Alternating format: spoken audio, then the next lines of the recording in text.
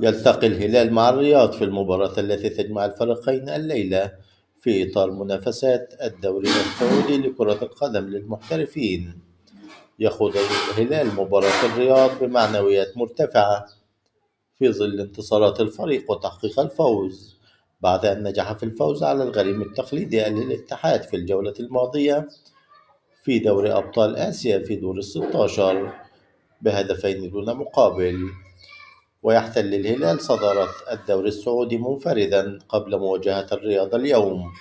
ويعتمد الهلال على نجوم الفريق سالم الدوسري بجانب سالم الشهري وعلي البليهي وسعود عبد الحميد مع باقي نجوم الفريق.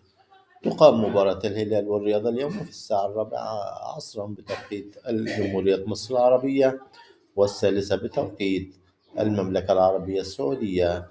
لا تنسوا دعمنا باللايك والشير.